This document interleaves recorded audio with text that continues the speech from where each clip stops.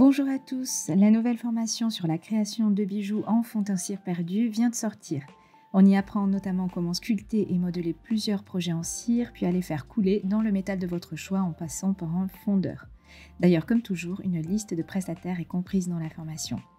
Toutes les informations concernant cette formation sont dans la description de la vidéo, et comme à chaque lancement, je vous invite à découvrir un extrait du contenu de cette formation. Aujourd'hui donc, je vous montre combien il est simple de recycler les chutes de cire.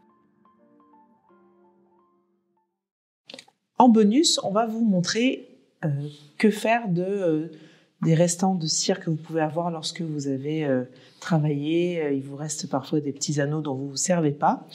Eh bien, on va recycler nos cires. Alors, ne mélangez pas par exemple de la cire verte et de la cire bleue parce qu'elles n'ont pas les mêmes propriétés.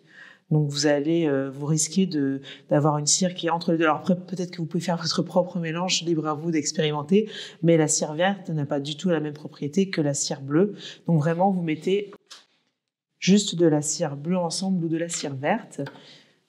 Alors je prends uniquement des gros morceaux plus ou moins gros, des découpes qui me restent. Je récupère pas non plus toute la poussière qui est créée par la sculpture. On pourrait peut-être tout ce qui est découpé, mais c'est vrai que des fois c'est un petit peu mélangé avec de la poussière qui traîne un petit peu ou des fois d'autres métaux. Je préfère prendre les morceaux comme ça pour voir ce que ça donne ensemble. Je l'ai mis dans un couvercle de bougie, donc qui peut soutenir un petit peu la chaleur.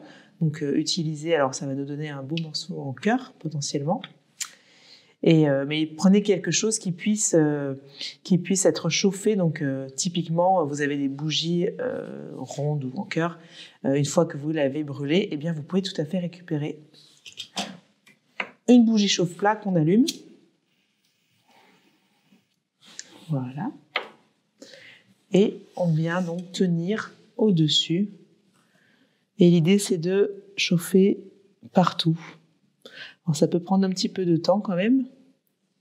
J'utilise également 2 Bruxelles à feu pour ne pas me brûler, parce que je ne vais pas tenir le morceau de métal directement. Donc j'utilise 2 Bruxelles pour ne pas me brûler. Faites bien attention. Le métal étant conducteur, ça va quand même chauffer rapidement tout le petit couvercle là. Essayez de bien répartir la chaleur pour que tous les morceaux fondent.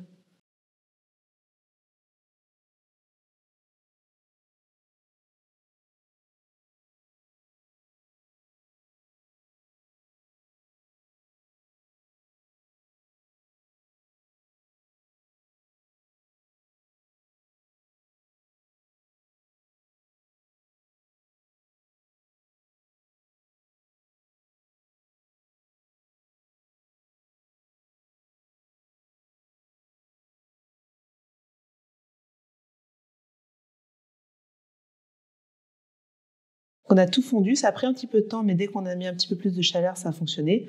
Donc là, je vais pouvoir retirer et le poser donc sur une brique réfractaire ou peut-être un morceau de carrelage, par exemple, quelque chose qui puisse accepter un peu de chaleur.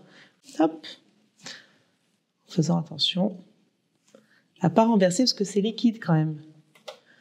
Quitte à laisser... Non, ça va. Hop.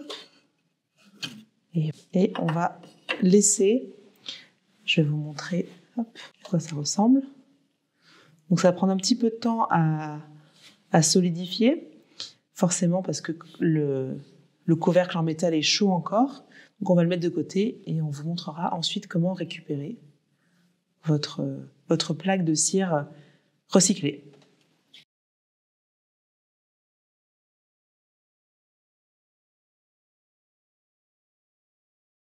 Alors on va maintenant récupérer notre morceau de cire qui a été recyclé. Alors il y a un petit rebord sur notre couvercle qu'il faut juste arriver à passer. Donc j'ai découpé un petit peu autour déjà. Et vous voyez qu'en refroidissant, ça bouge. Je vais le caler et essayer de le sortir sans le casser, bien entendu.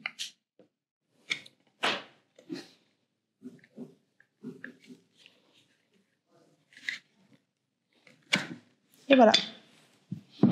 C'était un peu difficile. Le mieux, c'est de pas, si vous trouvez un récipient qui n'a pas de rebord comme là, ici, ou alors peut-être, si vous en avez un, vous le coupez avant. Comme ça, lorsque vous le sortez, eh bien, il n'y aura pas ce rebord en plus, il va sortir bien plus facilement. Mais voilà, nous avons une plaque. Alors, elle est assez fine, si vous voyez un petit rebord, mais au global, elle est quand même assez fine. Donc, vous allez pouvoir peut-être faire des médailles avec, notamment. Vous pouvez toujours faire une bague si vous la coupez dedans.